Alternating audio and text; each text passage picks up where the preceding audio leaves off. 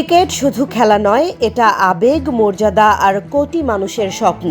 কিন্তু সেই ক্রিকেটই যখন রাজনীতির মোড়কে বন্দী হয়, তখন প্রশ্ন ওঠে, বাংলাদেশ কি সিদ্ধান্ত নিল বিচক্ষণতায় নাকি ক্রোধের বশে?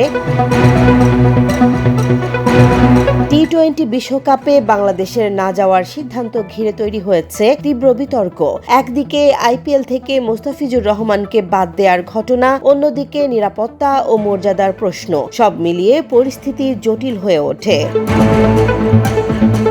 আইপিএল নিলামে 9 কোটি রুপিতে মোস্তাফিজকে কিনেছিল কলকাতা নাইট রাইডার্স, কিন্তু ভারতীয় উগ্রপন্থী গোষ্ঠীর চাপের মুখে শেষ পর্যন্ত তাকে বাদ দিতে বাধ্য হয় ফ্র্যাঞ্চাইজিটি। বিসিসিআই কোনো আনুষ্ঠানিক ব্যাখ্যা না দেয়ায় ক্ষোভ ছড়ায় বাংলাদেশে।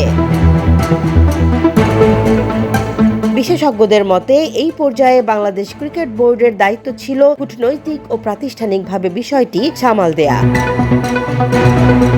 কিন্তু আইপিএল ইস্যু আর বিশ্বকাপকে এক সুতোয় গেঁথে ফেলা হয়। সিদ্ধান্তে যুক্ত হয় রাজনৈতিক ভাষ্য, যা পরিস্থিতিকে আরও ঘোলাটে করে তোলে।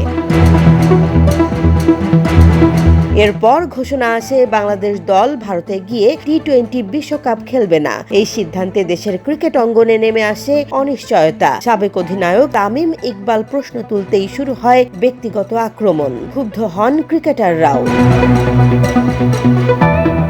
বিশ্ব ক্রিকেটের বাস্তবতায় ভারতীয় ক্রিকেট বোর্ডের প্রভাব নতুন নয়। আইসিসির রাজস্বের বড় অংশ আসে ভারত থেকে, আর নেতৃত্বেও রয়েছে ভারতের ঘনিষ্ঠ ব্যক্তিরা। ফলে বাংলাদেশের আবেদন আন্তর্জাতিক মহলে সমর্থন পাবে এমন আশা ছিল দুর্বল।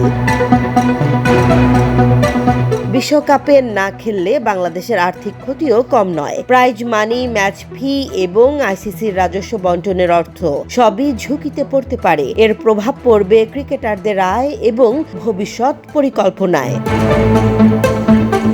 ক্রিকেটে রাজনীতির নতুন কিছু নয়, কিন্তু প্রশ্ন হলো, এই সিদ্ধান্তে কি বাংলাদেশ ক্রিকেট লাভবান হলো, নাকি একগুচ্ছ আবেগী সিদ্ধান্তে ক্ষতিগ্রস্ত হলো খেলোয়াড়, সমর্থক এবং দেশের ক্রিকেটের ভবিষ্যৎ?